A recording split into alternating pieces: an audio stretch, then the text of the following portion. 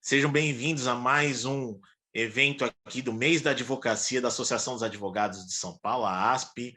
Hoje teremos mais um webinar e durante esse mês a associação tem promovido uma série de eventos, né, sempre gratuitos, e que procuram abordar não só os temas técnicos, né, em relação ao direito, como também aquilo que até foge do dia a dia dos advogados, mas nem sempre foge do dia a dia das pessoas, né? E hoje nós teremos aqui um evento interessantíssimo, e nessa época agora de início da campanha eleitoral, creio que um tema também de muita relevância e muito caro quando a gente discute a questão da democracia, né? Hoje nós vamos falar aqui sobre liberdade de expressão.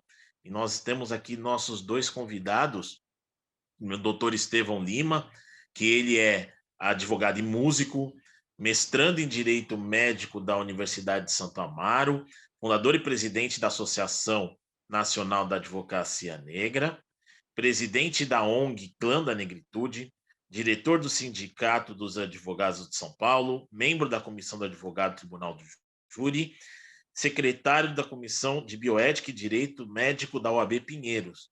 E também nós teremos aqui a Luciana Coelho, que ela é jornalista formada pela USP, com especializações pela PUC, pela NAEU e passagens pela Reuters e CNN. E hoje ela é secretária assistente de redação e editora da primeira página da Folha de São Paulo, onde ela ingressou em 2002 e já exerceu as funções de correspondente na Europa e nos Estados Unidos. Editora adjunta de mercado, editora do Mundo de Cidades, além de colunista. Ganhadora de vários prêmios, dentre os quais se destaca o Prêmio Petrobras de Jornalismo e Rei de Espanha, pela edição da série jornalística Um Mundo de Muros. Eu quero desde já agradecer pelo aceite de vocês em participar de mais esse webinar. E só antes de passar para a mensagem, eu quero dizer a todos aqui que estão acompanhando, né, convidá-los, né, ainda existem vagas para o nosso encontro anual, que acontecerá nos próximos dias 25, 26 e 27 agora de agosto, né, encerrando o mês da advocacia, em Campos do Jordão, né, com uma série de palestras sobre diversos temas e também encontro com alguns ministros do Supremo Tribunal Federal, ministros que estão lá ainda judicando, né, e outros ministros que já lá judicaram. E, enfim, eu não quero tomar muito mais o tempo de vocês. Eu passo, então, a palavra ao doutor Estevão. E, mais uma vez, doutor Estevão, muito obrigado. Seja bem-vindo aqui à nossa Associação dos Advogados de São Paulo. Olá, bom dia a todos, bom dia a todas. Doutor Cristiano, é um prazer estar aqui. Já assisti uma das suas palestras sobre direito tributário, salvo engano, e prazer estar aqui dividindo essa mesa.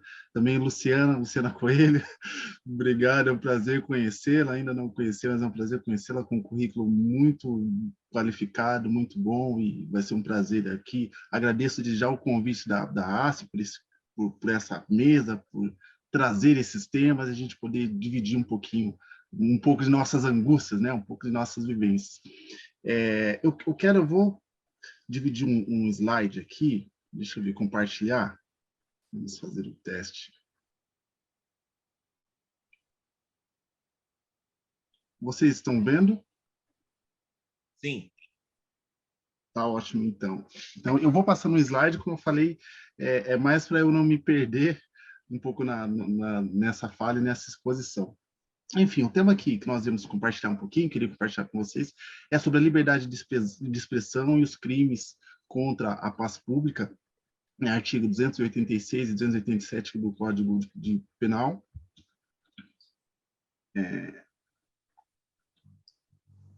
Aqui vocês estão vendo, eu fiz uma pequena apresentação, mas o doutor Cristiano já me apresentou muito bem, então vou dispensar, até para não perdermos tempo.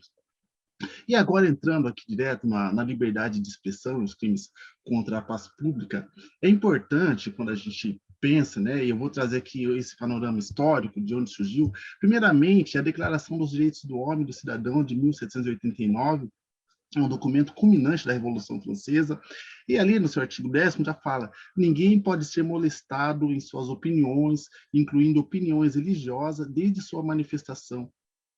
sua manifestação não perturbe a ordem pública estabelecida em lei. Ali no artigo 11º, a livre comunicação das ideias e das opiniões é um dos mais preciosos direitos do homem. Todo cidadão pode, portanto, falar, escrever, imprimir livremente, respondendo, todavia, pelos abusos dessa liberdade nos termos previstos em lei. Então, o que estou trazendo, um dos principais documentos, né, onde a lei finca ali a liberdade de expressão. Nós temos também a Declaração Universal dos Direitos Humanos, no artigo 19, também um texto interessantíssimo, que todo ser humano tem o direito à liberdade de opinião e expressão. Esse direito inclui a liberdade de, sem interferência, ter opiniões e de procurar receber e transmitir informações e ideias por quaisquer meios, independente da fonte. Então, esse também é um texto de direitos humanos super importante. E nós temos outros, nós temos diversos textos que traz e que fundamenta a liberdade de expressão. Né? Como eu falei ali, nós temos os direitos humanos, nós temos também a Convenção Americana sobre os Direitos Humanos, o Pacto Internacional sobre os Direitos Humanos e Políticos também, são textos que fundamentam e que dão. E, não menos importante, por fim, aqui nós temos aqui a Constituição Federal. Ali eu começo no capítulo 5 da Comunicação Social, artigo 220, que diz assim: a manifestação do pensamento, a criação, a expressão e a informação, sob quaisquer forma, processo ou veículo, não sofrerão qualquer restrição, observado o disposto nessa Constituição. Aí, ali, depois nos seus parágrafos, ela diz: é vedado qualquer forma de censura de natureza política, ideológica. Agora estamos falando da Constituição. Nós temos também ali no artigo 5º, parágrafo 4º, é livre a manifestação do pensamento, sendo vedado o anonimato, que é assegurado o direito de resposta proporcional ao agravo, além da indenização por dano moral, material, moral ou à imagem. O 9º, é livre a expressão da atividade intelectual, artística, científica e de comunicação, independente de censura ou licença. E aqui eu trago todos esses documentos, eu trago esses textos, primeiramente para nós situarmos, né, onde é que está a liberdade de expressão, onde é que está garantido isso legalmente, não só no direito internacional, mas no direito também, aqui nossa legislação brasileira. E ali vem aquela pergunta, né? Fala-se muito de liberdade de expressão, mas vamos pensar primeiro na liberdade, na questão da liberdade. O que significa exatamente liberdade? E aqui eu fiz aqui alguns apanhados do dicionário, que é a supressão ou ausência de toda opressão, ausência de timidez, desembaraço, faculdade de agir em sociedade dentro dos limites impostos por normas legais. Enfim, nós temos aqui vários conceitos aqui do termo liberdade. Que eu acho bem interessante aqui, que é autonomia e independência. Né? Para falarmos em liberdade, pensarmos em liberdade, nós pensamos muito nessa autonomia, nessa independência de poder decidir. Então, conceituando a expressão liberdade. Nós também precisamos pensar na liberdade, e agora na expressão, mas na expressão no seu sentido lato. Né? Quando a gente fala liberdade de expressão, não estamos falando só da palavra, não estamos falando só daqui, mas estamos falando também de filmes, peças teatrais, de vídeo. Então, quando a gente traz expressão, quando a lei traz liberdade de expressão, os dois no sentido lato, a mais ampla forma de liberdade e a mais ampla forma de expressão. Como eu falei, expressão não é só a palavra, mas um desenho, por exemplo, uma pintura, também está incluído na proteção da liberdade de expressão. O que é liberdade de expressão? E aí isso é muito bem sintetizado por Voltaire, que na grande frase que é muito usada nas redes sociais, que é: não concordo com o que dizes, mas defendo até a morte o direito de dizeres. Né? Isso é muito debatido e muito falado por aí, e isso sintetiza muito bem a liberdade de expressão, que mesmo que nós não concordemos com o que você está falando, nós temos que defender, né, o direito da pessoa dizer, enfim, desde que não incorra em outros crimes. Ok. Agora, a importância de liberdade de expressão em um Estado democrático de direito. E ali é importante nós já começarmos a pensar e a falar que, assim, nós só podemos falar, na verdade, em liberdade de expressão em um Estado democrático de direito. Porque outros estados, você não tem essa liberdade. O rei, o monarca, ele te tira, ele te priva de falar antes mesmo de você dizer. Então, eu acho fundamental colocarmos isso, que nós só podemos falar em liberdade de expressão no Estado democrático de direito. Em outras formas de governo, isso nem entra em pauta. Nem essa liberdade, ela nem entra em pauta. Então, é importante a gente trazer isso. Aí nós temos alguns conceitos importantes. Em Estado democrático de direito, a liberdade de expressão tem valor especial. É muito comum governantes usar a censura como se fosse um instrumento legítimo para prevenir críticas a políticas governamental. A ausência de liberdade para criticar, desafiar a forma de governo e aqueles que falam e agem em nosso nome, pode degenerar a democracia às tiranias. Vale dizer que esse poder de censura não é exercido apenas pelo governo, pessoas ou empresas privadas também podem, vale dizer que esse poder de censura não é exercido apenas pelo governo, pessoas e empresas privadas também podem cometer esse crime. A liberdade de expressão, e aqui falando, né, dessa importância da liberdade de expressão no Estado democrático de direito. Nós só estamos falando na liberdade de expressão porque nós vemos no Estado democrático de direito. E ali que tem esse termo também muito famoso de Ronaldo Durkheim, que é a liberdade de expressão é uma condição para que o governo seja legítimo. E olha que importante isso. Para que o governo seja legítimo, a liberdade de expressão é fundamental. Leis e políticas leis e políticas não são legítimas, salvo se tiverem sido adotadas a partir de um processo democrático. E um processo não é democrático se o governante tenha coibido alguém de expressar suas convicções sobre como as leis e políticas devem ser. Então, eu falei, é pressuposto, na verdade, do Estado Democrático de Direito, nós falarmos da liberdade de expressão, né? Está assentado na liberdade de expressão. E por último, não menos importante, mas eu conto agora uma história meio que pessoal que eu sempre, como advogados geralmente falam bastante, né? E não só os advogados, mas as pessoas em si falam bastante. E tem aquele ditado que nós temos 2 ouvidos e uma boca, que é justamente para a gente ouvir mais e falar menos. Só que comumente, eu não sei se vocês compartilham dessa minha experiência, geralmente a maioria das pessoas falam muito, né? Geralmente as pessoas falam mais do que ouvem, né? Até eu, de vez em quando, de vez em sempre, incorro nisso. E tem um grupo de Campinas, que são contadores de histórias, fazem um trabalho maravilhoso, chama Griotes, tem até o site deles aqui. E esse grupo, eles vão para hospitais, eles às vezes sentam nas praças para ouvir as pessoas, é um trabalho bem interessante. E participando de uma reunião deles, né, e eu fiz essa pergunta, falei, mas por que as pessoas têm tanta essa necessidade de falar, de se expressar? E ali o diretor deles estava me explicando, ele falou assim, a nossa existência se dá a partir da nossa fala. E por isso que nós temos essa necessidade, todos nós temos essa necessidade de falar, de se comunicar, de se expressar. Porque nós passamos a existir, nós passamos a ter ali, quanto ser humano, na nossa psique, a partir da nossa fala. Então, quando você priva alguém de se expressar, de falar, de se comunicar, bem dizer, você está privando a existência dessa pessoa, você está impedindo essa pessoa de existir. Então, é fundamental isso, né? E é interessante todos esses textos que garantem essa existência, né? Não só material, mas também essa existência formal, essa existência filosófica. Então, eu trago aqui, encerrando essa parte legal aqui, da onde é que está, trazendo também para o campo da psique, trazendo também para o campo do ser humano, né? Do ser ali, do existir, quando a pessoa passa pela fala, passa pela necessidade de comunicação, necessidade de falar e tudo mais. Então, aqui finalizo, aqui nós estamos no lugar de fala, né? Hoje, um termo que ganhou novos contornos, o lugar de fala.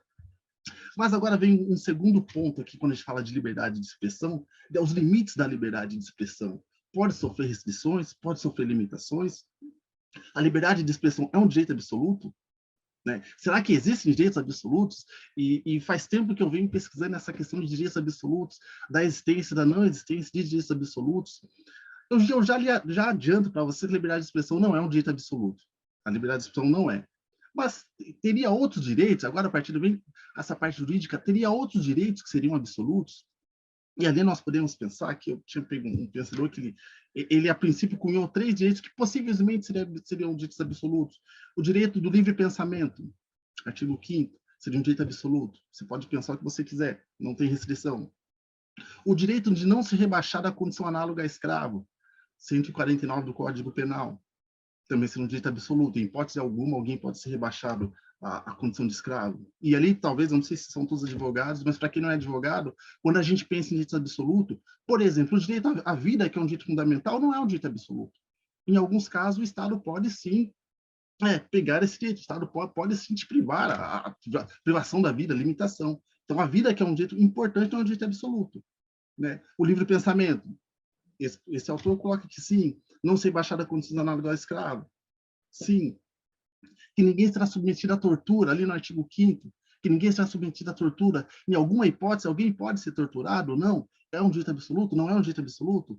São questões importantes, questões que a doutrina discute bastante. Mas desse jeito que eu coloquei, como eu falei, e aqui eu não trago necessariamente verdades, como eu falei, existe muita exceção, né? O direito vive das exceções também. O direito ao livre pensamento, aqui entenda também que ele não é um direito absoluto, que tem um caso de injúria, tem um caso de difamação, aqui entenda que não é um direito absoluto. O direito de não ser rebaixado à condição análoga a escravo, pelo menos nas minhas pesquisas, eu não consegui encontrar nenhuma hipótese onde a pessoa possa se rebaixar dessa condição. Mas eu não coloco aqui como um direito absoluto. Talvez haja, eu apenas não consegui encontrar nesse momento. Mas talvez, fazendo um direito comparado, direito internacional, haja casos em que a pessoa pode ser rebaixada à condição de escravo. Não sei. E ali nós temos também o artigo 5º de não ser submetido à tortura ou a condições desumanas ou degradantes. Esse também, existe algum caso onde alguém pode ser torturado? E ali também em pesquisa, embora não é aceito aqui no Brasil, mas existe a teoria do cenário da bomba relógio. E aqui falando rapidamente, que seria o caso de um terrorista ter implantado uma bomba em algum local público e tudo mais, possa correr o risco de morte de muitas pessoas. E ali, a parte da doutrina, mas isso não é no Brasil, mas parte da doutrina entende que, nesse caso, a polícia poderia torturar essa pessoa, sabe, isso por conta, como falei, por conta do tempo e tudo mais, a polícia poderia torturar essa pessoa para descobrir a verdade. Então, mas não é aceito no Brasil. Então, essa questão dos direitos absolutos, só para a gente entender aqui quais são, quais não são, quais são as possibilidades, como eu coloquei, ainda não há consenso sobre a maioria deles, uns entendem que sim, outros entendem que não. E colocando isso na liberdade de expressão, a liberdade de expressão também não é um direito absoluto. A liberdade de expressão ela pode sofrer restrições. E quais são essas restrições? E aqui nós entramos em outro ponto importante. Quando que o Estado pode se tolir o direito da pessoa de falar, de se manifestar e tudo mais? Nós temos também um documento muito importante, que é o Pacto Internacional dos Direitos Civis e Políticos, e ali no artigo 20, ele já traz alguns casos. Né? Será proibido, por lei, qualquer propaganda a favor da guerra. Então, se for a favor da guerra, o Estado pode sim tolir o seu direito. Ali no segundo, será proibido por lei qualquer apologia ao ódio nacional, racial, religioso que constitua incitamente a discriminação ou a hostilidade ou a violência. Então, nesses casos, especialmente nesses casos, pode sim haver a restrição da liberdade de expressão. Nós temos também a Convenção Americana de Direitos Humanos, artigo 3º da liberdade de pensamento e expressão, e ali no 4 e 5, e ali, sim, eu peguei apenas o 4 e 5, são os principais que falam das restrições, que é o seguinte: a lei pode submeter os espetáculos públicos à censura prévia, com o objetivo exclusivo de regular o acesso a eles, para a proteção moral da infância e da adolescência, sem prejuízo do disposto no inciso 2. A lei deve, aqui no inciso 5, ela fala, a lei deve proibir a propaganda a favor da guerra. Entenda aí no inciso 4, ele fala, a lei pode, né, ser conteúdos pornográficos para crianças, pornográficos infantis, enfim, são alguns exemplos bons aqui. Mas no inciso 5, ele diz, a lei deve proibir propaganda a favor da guerra, bem como apologia ao ódio nacional, racial ou religioso. E aqui, o que a doutrina também sintetiza como crime de ódio, né, incitação ao ódio, apologia ao ódio, é importante. Geralmente, nós falamos muito sobre apologia ao ódio, mas o que é apologia ao ódio? Né? E aqui vem, aqui ela descreve nesse primeiro momento, apologia ao ódio nacional, racial ou religioso. Discurso de ódio, também muito conhecido na mídia, discurso de ódio, crime de ódio, e é importante aí nos discursos de ódio, dois elementos fundamentais ali, o insulto e a instigação. Ou seja, você precisa insultar alguém, você está ofendendo alguém, e você precisa instigar alguma ação, um povo a fazer alguma coisa contra aquela pessoa, contra aquele grupo. Então, são dois elementos importantes do discurso de ódio, né, que fala-se muito, a gente fala muito hoje do discurso de ódio, mas tem esses dois pontos importantes, o insulto e a instigação. Discurso de ódio, que também é uma tradução, e eu só vou ler a parte final aqui na tradução do hate speech, incitação ao ódio. No discurso de ódio, a qualquer discurso, o discurso de ódio é qualquer discurso, gesto ou conduta escrita ou representada que seja proibida porque pode incitar violência ou ação discriminatória contra um grupo de pessoas ou porque ele ofende a intimidade um grupo de cidadãos, a um grupo de cidadãos. Né?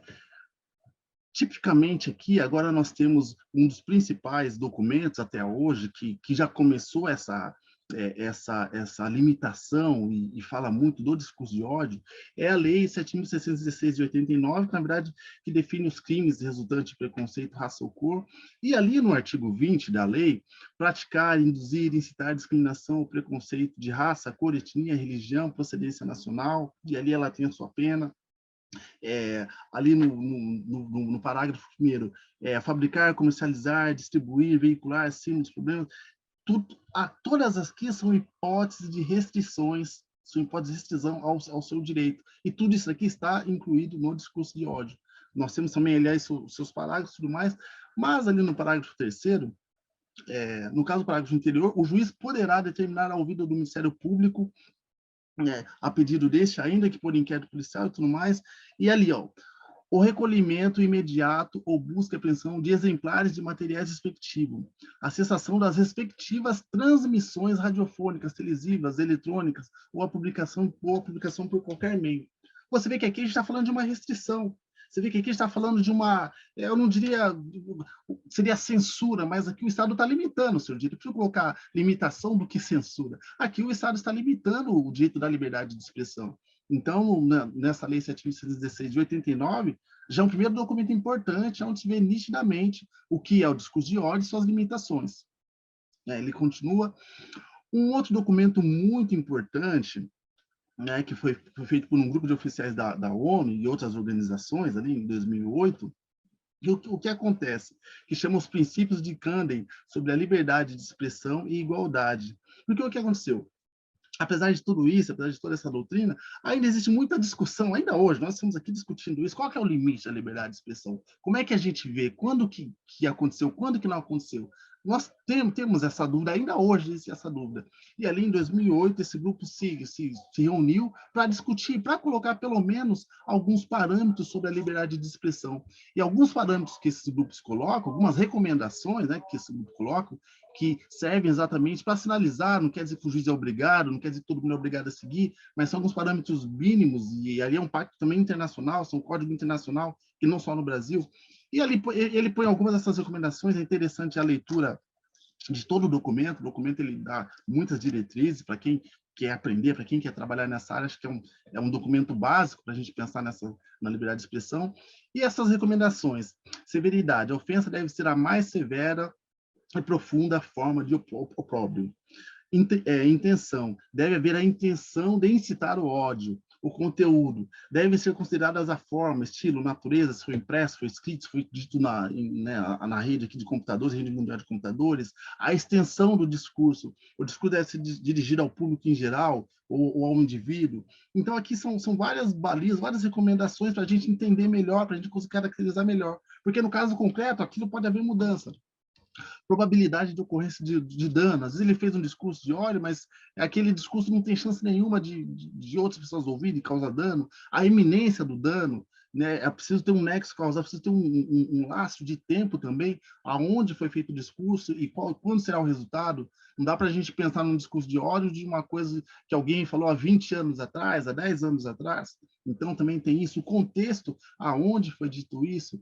Então, esses princípios de Camden, ele vem aqui para nos ajudar a situar quando que foi um discurso de ódio, quando que não foi, quando que vai haver essa censura, essas limitações, quando que não vai haver. Então, é importante, nós temos também, agora eu não me lembro, nós temos o Pacto Internacional de Direitos Civis e Políticos, ali no artigo 20, eu não me lembro acho que eu já falei desse documento, acho que esse slide está duplicado, só me engano, que é o caso, propaganda à guerra, ódio nacional, e nós temos aqui, por fim, existem outros também, é possível falar isso, a legislação brasileira é muito farta né? E existem outros documentos, mas esses são os principais. E nós temos aqui o Estatuto da Igualdade Racial, e ali no seu artigo 26, o poder público adotará as medidas necessárias para o combate à intolerância com as religiões de matriz africana e a discriminação de seus seguidores, especialmente com o objetivo de coibir a utilização de meio de comunicação social para a difusão de proposições, imagens e tudo mais. Aqui, como eu falei, todos esses são caracterizados de discurso de ódio. Quando você está, quando alguém faz algum discurso incitando a violência, incitando ao ódio contra os povos, contra as regiões, ali nós temos um discurso de ódio. Temos também a Convenção Internacional de Eliminação de todas as formas de discriminação, que também fala da xenofobia, ódio racial, intolerâncias, enfim. E aqui, já caminhando para a parte final, nós temos os crimes contra a paz pública, que é o artigo 286 e 287. Aqui, como está tipificado em lei, eu entendo que é um pouquinho mais fácil a compreensão, não gera muitas dúvidas, mas o artigo 286 do Código Penal, né, incitar publicamente a prática de crime, detenção detenção de 3 a 6 meses ou multa, incorre na mesma pena que incitar publicamente animosidade entre as Forças Armadas ou delas contra os poderes constitucionais e institucionais, civil ou a sociedade. A incitação ao crime, está incitando alguém a cometer crime, né? Tem ali, está tipificado no Código Penal. Nós temos também apologia de crime ou criminoso, né? Então, você ficar falando de de um determinado crime que o fulano cometeu, como já aconteceu aqui no Brasil, né? Qualquer semelhança é mera coincidência. Ficar falando bem de torturadores, ficar falando bem enfim, de movimentos, não pode, isso é crime. Acho que é importante dizer, isso é crime. E ali nós temos no artigo 287, fazer publicação, apologia de fato criminoso ou de autor de crime, que é o que está ali, detenção de 3 a 6 meses ou multa. Como eu falei, acho que esse do Código Penal é um pouquinho mais fácil a compreensão, não requer, nesse momento, tanta discussão. Também acho que meu tempo aqui acho que já acabou, né, Cristiano? Mas são os principais fatos que eu coloquei. Eu quero agradecer aqui a todos, né, por esse momento. Já deixei aqui minhas redes sociais. Obrigado, Cristiano, e me coloco à disposição para qualquer dúvidas aqui. Obrigado, doutor Estevam, obrigado. Olha, exposição brilhante, parabéns. Olha, é um tema muito caro, os comentários aqui, né, já falando de alguns que vieram, falando, poxa, que bom que a ASP trouxe esse tema para a gente, falando também, olha, eu fico me perguntando nas eleições agora, né, como é que a gente vai viver essa questão da liberdade de expressão, né? E antes de passar a palavra à Luciana, mas já passando, para passar para ela, passar a bola para ela, eu queria até fazer como se fosse uma forma de provocação, viu, Luciana? Assim, o doutor Estevam, ele trouxe aqui, né, as bases muito claras, né, de toda a questão da liberdade de expressão, como uma ideia até, vamos colocar aqui até na linha histórica, né, uma ideia que surgiu lá no Iluminismo, né? Nós estamos falando do século XVIII, nós hoje já estamos no século XXI, né? Poxa, mas uma ideia de mais quase 300 anos, né? 3 séculos, e não está. Nós estamos falando de liberdade de expressão, por quê? Como o doutor Estevam bem demonstrou, né, existem certas balizas, eu não vou colocar, acho que talvez a palavra limitação, mas existem certas balizas a serem seguidas, até por conta de princípios positivados, princípios de direito e princípios morais que devem ser seguidos, né? E o grande X da questão é, hoje, no Brasil, né, a liberdade, nós estamos preparados a respeitar a liberdade de expressão? E eu vou dar aqui um exemplo bem banal, mas como muita gente está falando aqui dessa questão, por exemplo, que agora nós estamos na época das eleições, né? Eu não vou falar e nominar espectros ideológicos, mas o que eu costumo observar, que quando uma pessoa entra num debate, né, quem se põe num espectro ideológico diverso começa, por exemplo, a vaiar. E isso, na minha cabeça, não faz o menor sentido, né? Como é que você pode querer defender o seu ponto de vista sem deixar o outro falar, o querer limitar a fala dele através da vaia, né? Por meio da vaia, intimidar a pessoa, né? E como o doutor Estevão muito bem apontou aqui, quem não se expressa, teoricamente, não existe, né? Então, Luciana, passando para você já a palavra com essas provocações, né? Para que a gente possa também falar, olha, tudo bem, nós temos isso no campo do direito, mas como é que nós vamos ver isso no dia a dia? E o jornalismo é o que retrata o nosso dia a dia, né? Obrigado. Obrigada, Cristiano. Obrigada, Estevão, pela aula que você nos deu agora. Muito bom ouvir isso. É muito informativo e muito claro, muito clara a sua exposição. E obrigada a todos e todas que estão nessa manhã aqui ouvindo a gente e a Associação dos Advogados de São Paulo pelo convite. Estava comentando com o Cristiano e Estevão que eu até fiquei surpresa com o convite, porque de forma nenhuma eu sou especialista em direito, mas eu posso compartilhar com vocês um pouco desse momento que a gente vive agora na imprensa.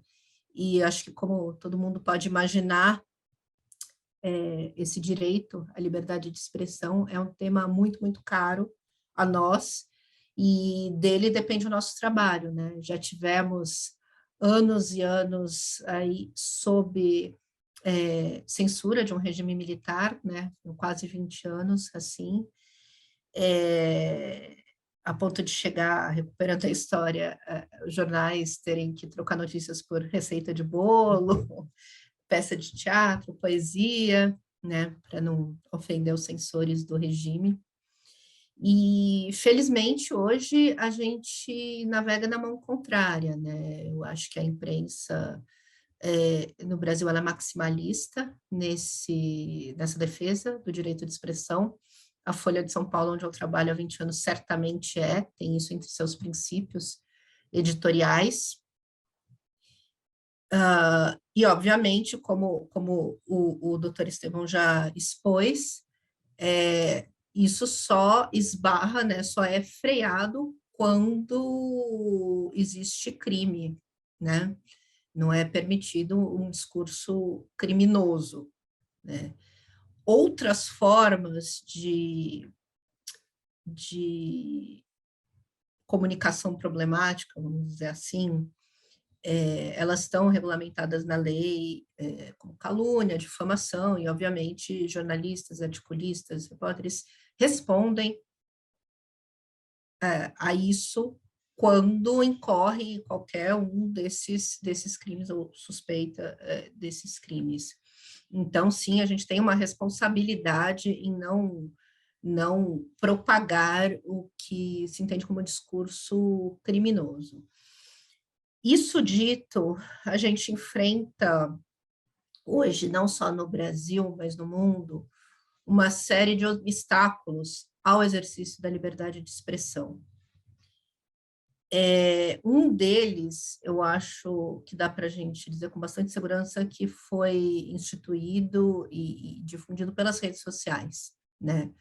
A grande praça pública hoje não é a praça física, não é a imprensa, não é a TV, são as redes sociais, onde qualquer pessoa tem o direito de se expressar livremente, até o momento que o Twitter, ou o Facebook, ou o YouTube derrubam a sua conta.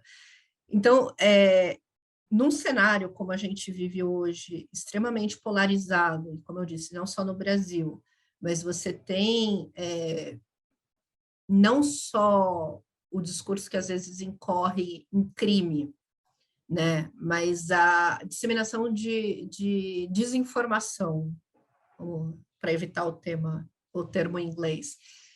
Como a gente lida com essa disseminação de desinformação?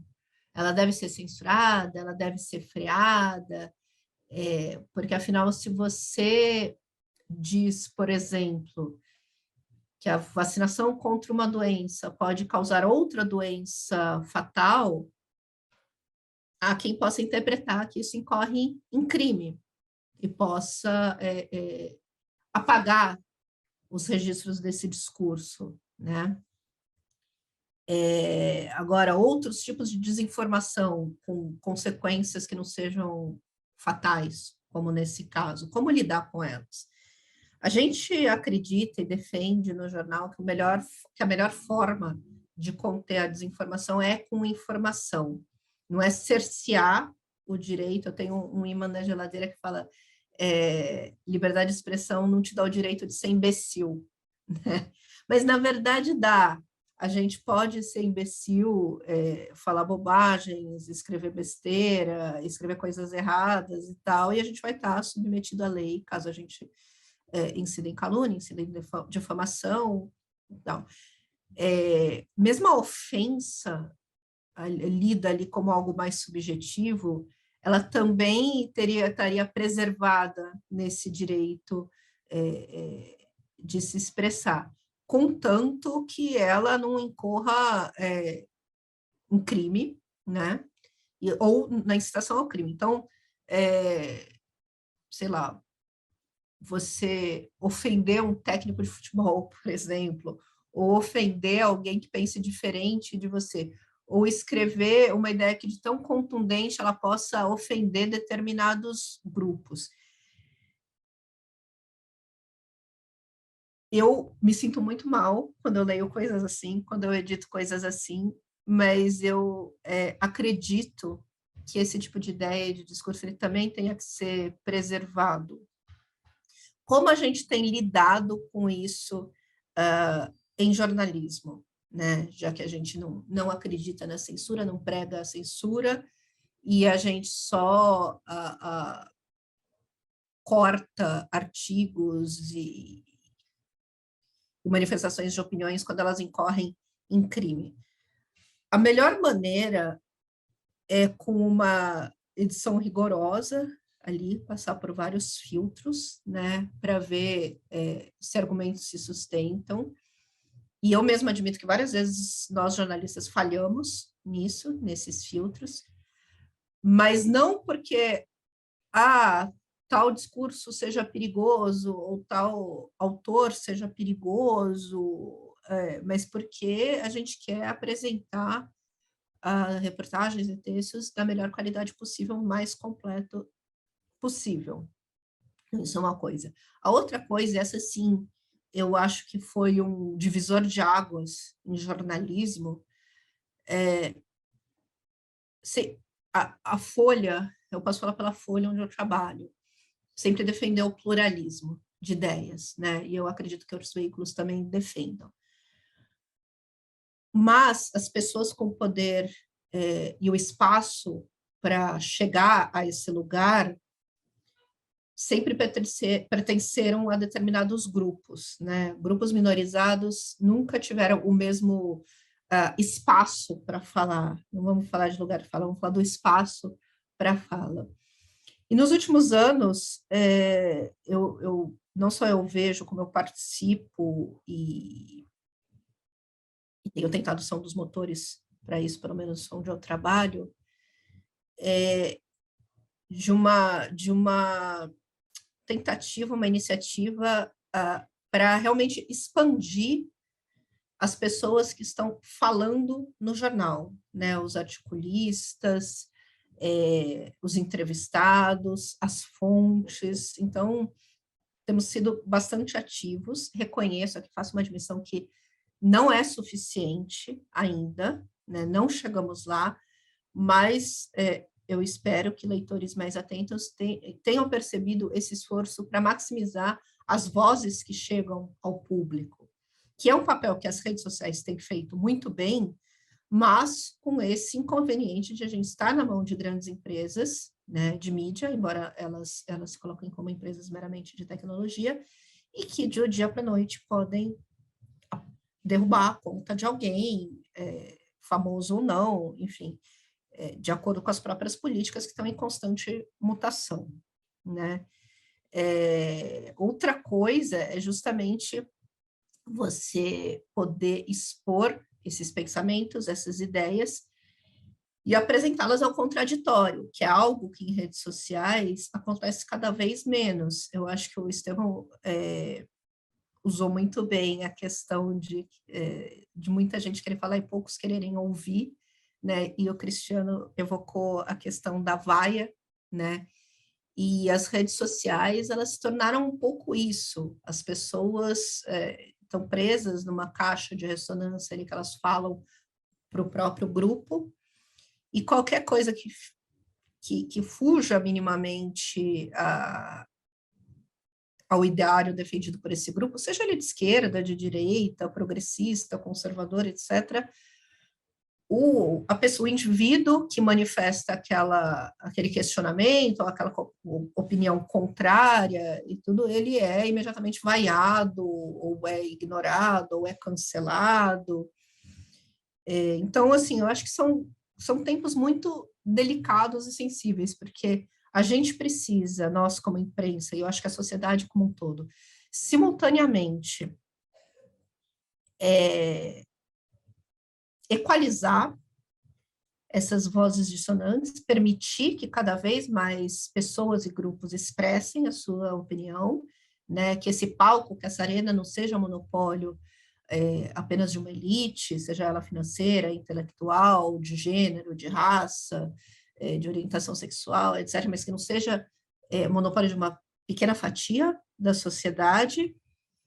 Ao mesmo tempo, a gente tem que garantir que a mensagem possa ser ouvida por todos, né, fora de suas bolhas, e ativar todos os nossos filtros de bom senso, de critério, de bagagem, para não propagar desinformação, ou mesmo, eu não vou dizer discurso de ódio, porque o discurso de ódio ele tem uma caracterização bastante específica, né? Embora a lei permita algumas interpretações divergentes. Mas, assim,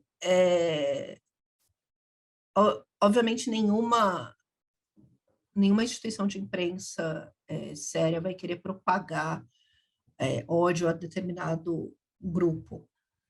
Mas permitir que não permitir que essa cacofonia que toma hoje as redes sociais, que pode não chegar a ser discurso de ódio, mas é pura manifestação da raiva, que também é permitida, é legítima, mas que ofusca a verdadeira troca de ideias, né? Não se deixa contaminar por esse tipo de cacofonia. Então, é um desafio grande, né, que a gente enfrenta.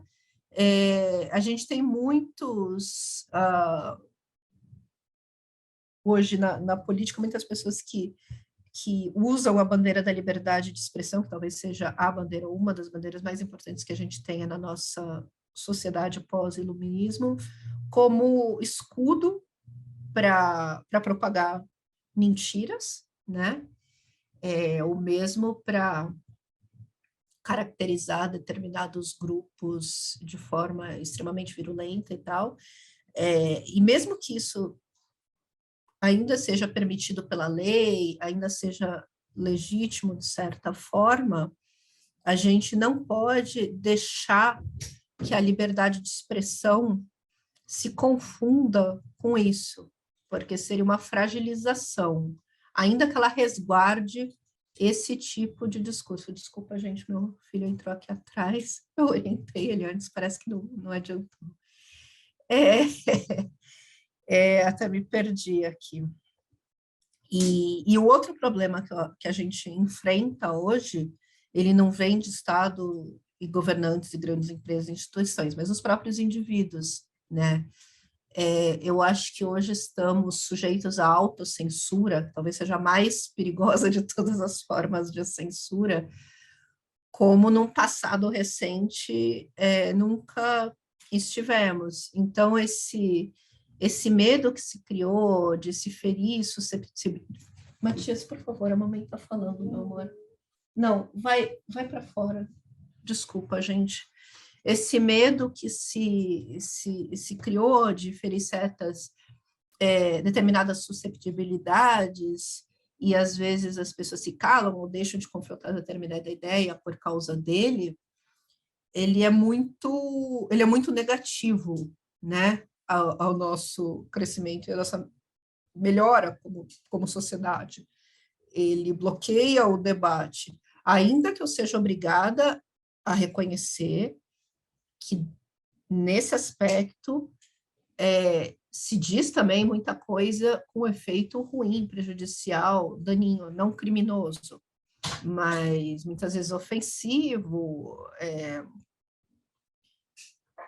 com erros factuais e etc. Mas, ainda assim, é melhor que o debate inclua esses pontos de vista que, infelizmente, são minoria, e eles sejam expostos, né, à luz das demais ideias, e sejam contestados e confrontados, do que as pessoas embutirem uma autocensura que as impeça de discutir ideias, apresentar ideias, e se estanque em um determinado momento social, como se o consenso fosse obrigatório. Eu acho que é isso que eu queria falar. A gente está em constante revisão desses ideais, de como melhor aplicá-los, né? A gente está em constante esforço para que mais e mais gente e mais grupos tenham voz, e é uma discussão nas relações perpétuas, né? Eu tenho uma equipe grande e, recentemente, alguém questionou, porque um artigo X foi, alguém da minha equipe, jornalista também, foi publicado na Folha de São Paulo, porque era um artigo que a pessoa considerou extremamente ofensivo, e eu até posso concordar que fosse, mas é o que eu falei, se você pega um bom jornal hoje, né, e se você concordar com todos, eu falo jornal, mas não me refiro, obviamente, só ao jornal impresso, não, o site, etc. Se você concordar com absolutamente todas as opiniões manifestadas ali, você provavelmente tem um problema de esquizofrenia, né? Porque são muitas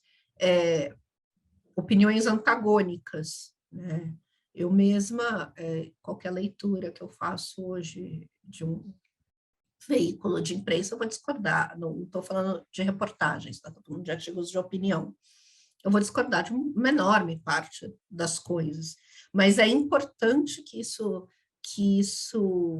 esteja à tona, esteja no sol, esteja exposto ao debate, esteja exposto ao contraditório, esteja exposto aos questionamentos, porque é só assim que a gente pode conseguir avançar como sociedade. Acho que é isso o mais importante que eu tinha para dizer, Cristiano. Não sei se você quer colocar algo aí. Luciana, obrigado, muito obrigado, parabéns aqui pela sua exposição também.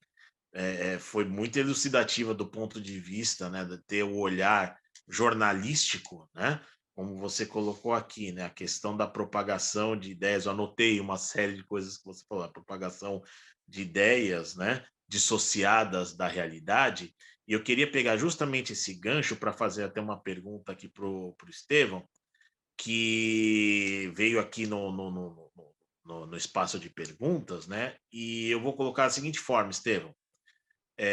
Eu participei uma vez, eu tive um julgamento no Supremo, era um caso ambiental, e meu relator foi o ministro Luiz Fux, né?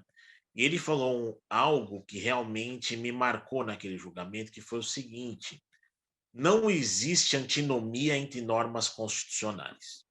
Não existe, as normas constitucionais, elas não são antagônicas entre si. Então, o que existe? Existe, sim, uma interpretação sistemática das normas, e aí você tira o direito para ser aplicado no caso concreto. Dito isso, vamos ter isso como norte, como premissa, né? E a questão que colocaram aqui para a gente é o seguinte: o artigo 53 da Constituição, né, fala: os deputados e senadores são invioláveis civil e penalmente por quaisquer de suas opiniões, palavras e votos. E nós temos aqui um caso notório que foi julgado há alguns meses pelo Supremo Tribunal Federal em relação a um parlamentar que foi condenado, né? Então, Estevão, eu queria saber, assim, do seu ponto de vista, como a gente compatibiliza a liberdade de expressão, né, que não seria um direito absoluto, e esse artigo que fala que os parlamentares, né, são invioláveis por quaisquer de suas opiniões, palavras e votos. Ótima pergunta, Cristiano. Não sei, acho que foi o Valdeci, eu vi ali no chat que foi o Valdeci, se não me engano, que fez a pergunta. O que acontece? E concordo que não existe antinomias. A grande questão que se impõe, e ali eu acho que eu tentei deixar isso, frisar essa questão de que não existe direito absoluto. Então, o parlamentar, ele tem limitações. A fala do parlamentar, a fala do advogado sofre limitações. E já partindo, a fala do jornalista, muitas vezes, e não é censura. E não estamos falando de censura, estamos falando de limitações. E é importante, eu vou só abrir aqui, porque assim, um dos primeiros documentos que fala da liberdade de expressão, que garante, que fundamenta esse direito, ao mesmo tempo que ele garante, ele já coloca que não é absoluto, que ele fala assim, as pessoas irão responder pelos excessos, que ali na Declaração dos Direitos do Homem, artigo 10º que fala ninguém pode ser molestado por suas opiniões, por suas opiniões e tudo mais. No próximo artigo, que é o artigo 11º, a livre comunicação das ideias e opiniões é um dos mais preciosos direitos do homem. Todo cidadão pode, portanto, falar, escrever e imprimir livremente, respondendo, todavia, pelos abusos dessas liberdades. Então, assim, o primeiro, a lei que fundamenta, ela já falou, ó, você pode falar, mas você vai responder. Entende? Então, assim, ali o político pode falar, pode, mas você vai responder pelos excessos. Entende? Então, não há uma contradição. Porque, como falando, desde o seu princípio, ele já nasce falando. Você tem a liberdade, mas também vai ter o ônus dependendo do que você falar. E aí eu digo, como eu falei, deputado, os advogados sofrem essa limitação. E ali eu coloco uma coisa, Cristiano, e o colega que fez a pergunta. O que é o direito, se não restrição, se não limitação? O direito está regulando tudo. Então, nós temos que abolir o direito, porque o direito, bem dizer, uma das funções do direito é fazer essa regulação de tudo. O doutor Cristiano, que trabalha na área da tributação, o que é o direito tributário? A regulação constitucional, penal, civil, ele regula o direito, sim, né? Aí poderíamos discutir bastante sobre os fins do direito e tudo mais, mas o direito faz a regulação de tudo. E o direito, obviamente, vai fazer a regulação da liberdade de expressão, a regulação da vida, quando que o direito à vida pode sofrer restrição, o direito à liberdade agora, o lockdown. O direito está ali no direito. O direito à liberdade é absoluto? Não é. A expressão é absoluta? Não é. Por fim, eu queria só falar um pouquinho dessa questão também da liberdade de expressão. Me lembro que eu atuava bastante no Tribunal do Júri, há 15 anos atrás, 10 anos atrás, e quando eu comecei o estudo do Tribunal do Júri, ainda vulgava a questão do homem que mata sua esposa pelo direito à honra, né? Os homicídios do direito à honra. E agora, 2 anos atrás, 3 anos atrás, o STF falou, não existe essa defesa do direito à honra. E ali, mas aqui cá em nós eu falo, puxa, e aí, o STF está cerceando o direito à liberdade do advogado, especificamente no Tribunal do Júri, de fazer a defesa do direito à honra? Por um lado, sim, mas a sociedade também precisa evoluir. E o direito é isso. O direito é essa regulação. É falar, olha, isso aqui não pode. Por mais que você queira, isso aqui não pode. E aí tá, tem que haver limites ou não tem que haver limites? Sendo que o direito é o principal limitador. Se a gente falar, não tem que haver limite, tá, tudo bem, mas então já vamos rasgar todas as Código Penal, então vamos deixar o homem ao seu livre-arbítrio. Né? Então, assim, eu entendo sim que é preciso, defendo sim que haja uma restrição, uma limitação, e isso não significa necessariamente uma antinomia. Alguém colocou no chat ali, com relação ao digital à vaia. Eu entendo que a vaia também, é possível, é totalmente possível, não é crime, desde que não extrapole os limites legais. Você vaiar um político não só um político, mas um palestrante ou qualquer outro, é super normal, é até saudável que aconteça, é a sua manifestação de indignação, mas aquilo não pode extrapolar, você xingar, enfim, você ultrapassa a sua honra, você injuriar, xingar a sua família por contas de que você não gostou da fala, não gostou do posicionamento político. Tudo tem uns limites, né? E encerrando essa fala aqui, tudo tem seus limites e é preciso que tenha, eu entendo. Obrigado, Estevão. E eu queria passar também, Luciano, uma provocação para você, né? Que dentro dessa ideia, né, da liberdade de expressão, né, eu acho que está ficando assim, o pensamento está bem claro no sentido de que, olha, você pode falar, mas existem consequências, né? Nada é inconsequente, né? Existe um sistema que regula a vida das pessoas, né? E dentro desse espectro, né, o que se vê hoje é muito no sentido de, olha, isso é ideia liberal, ou isso é ideia conservadora, né? Então, eu queria perguntar para você, Luciano, o seguinte, na sua opinião, a liberdade de expressão está ligada a um campo ideológico?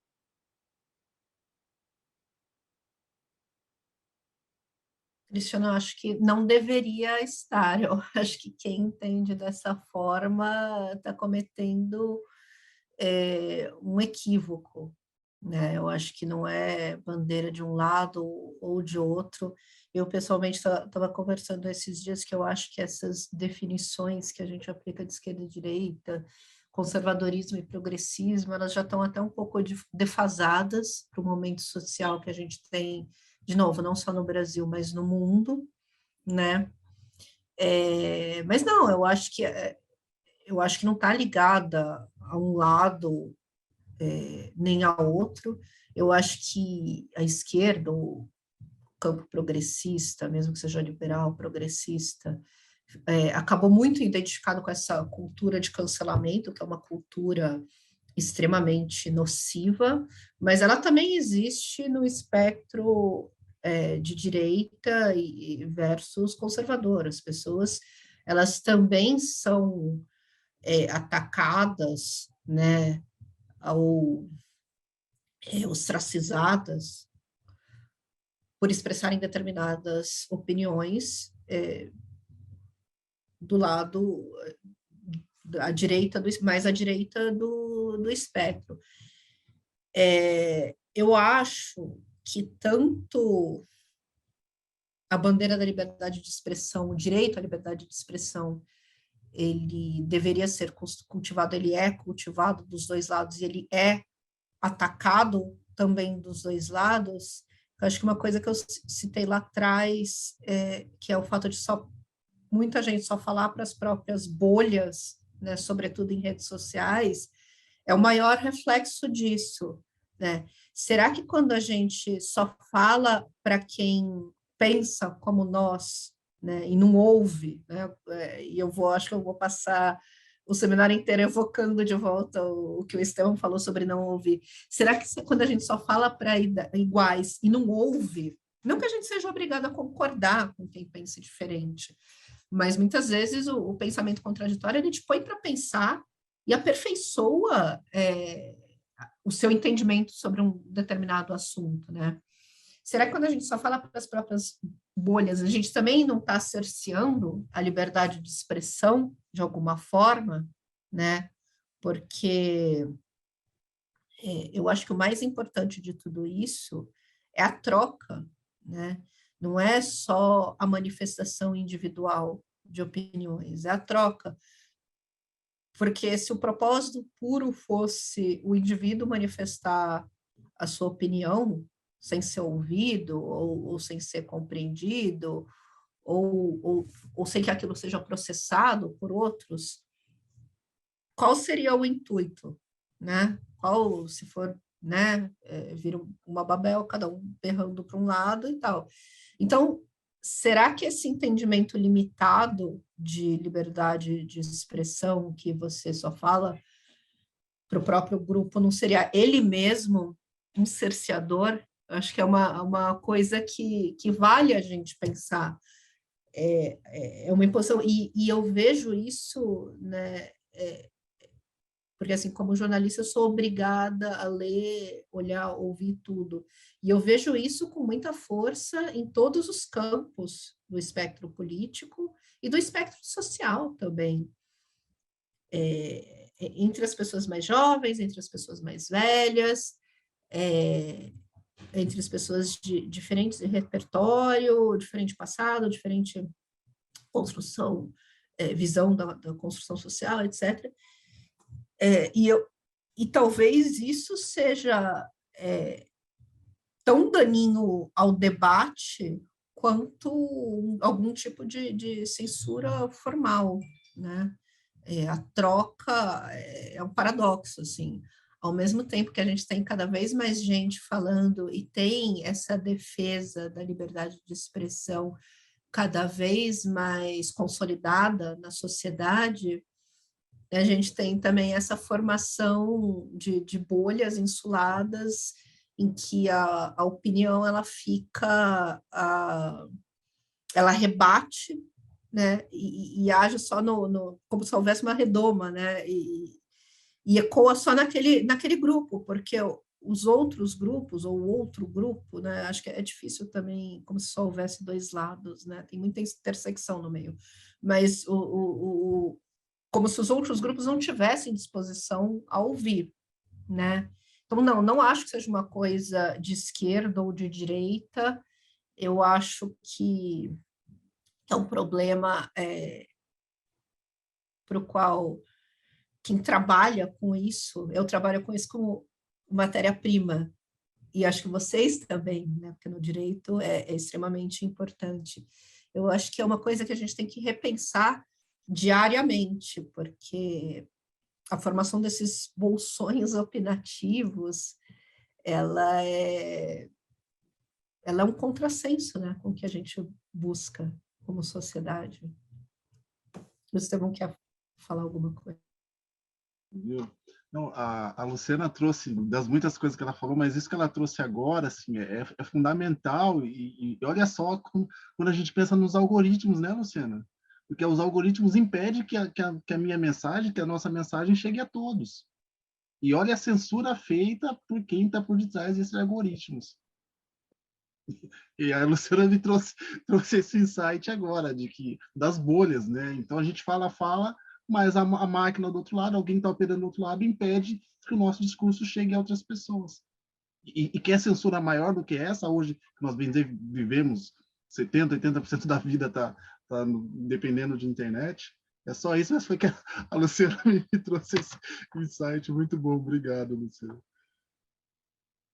Ah, obrigado. E eu queria até, eu gosto de falar assim, lembrar dos tempos antigos, né?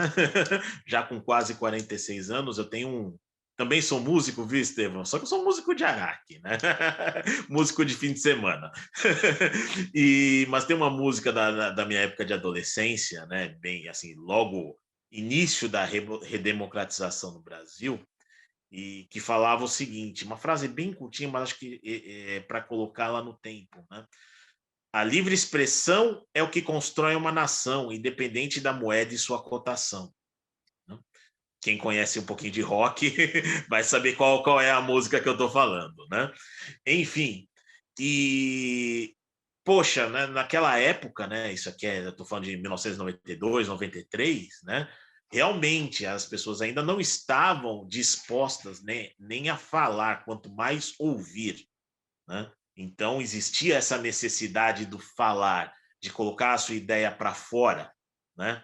Mas hoje, como a Luciana bem apontou, né, as pessoas estão falando, e você também apontou, Estevam, mas não estão ouvindo. Então, talvez, né, vou colocar aqui no campo da talvez, elas não estejam ainda preparadas, né, não para ouvir, mas talvez elas não estejam preparadas para a dicotomia, para o confronto de ideias dentro do campo democrático, né?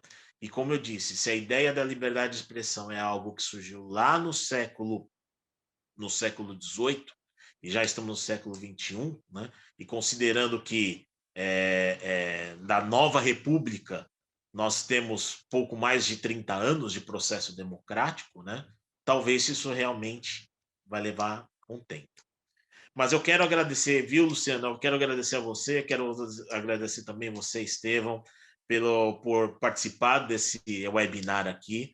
Eu acho que foi muito produtivo, foi muito construtivo, e a associação está sempre aberta, né, ao debate, ao confronto de ideias. Aqui não é de forma alguma defender um espectro ideológico aqui ou acolá. Eu acho que o que nós defendemos aqui é sim a construção de um Estado democrático de direito, tal como está na Constituição, né? E cabe assim, ainda mais nós, né, Estevão, advogados, né, que lidamos com o direito 24 horas por dia, porque nós não deixamos de ser advogados, né? Como os promotores não deixam de ser promotores, como os juízes não deixam de ser juízes durante essas 24 horas, né? Cabe a nós estarmos sempre atentos, e a você, né, Luciana, que o jornalismo representa muito da sociedade civil também, né? Está atenta, né, para justamente dar os alertas necessários. Então, em nome da associação, eu quero agradecer mais uma vez a cada um de vocês, agradecer vocês que acompanharam esse webinar e continue conosco aqui no nosso mês da advocacia. Um abraço, um bom fim de semana. Até mais. Obrigada, gente. Obrigado também, obrigado à associação, obrigado, Cristiana, pela ótima mediação. Obrigado e prazer conhecê-la, Luciana. Já vou seguir lá, que, enfim, uma ótima fala. Depois a gente vai trocar contatos aí. Isso. Vou pegar. Obrigado a todos e todas que estão acompanhando aí. Obrigado a Aço também pelo convite.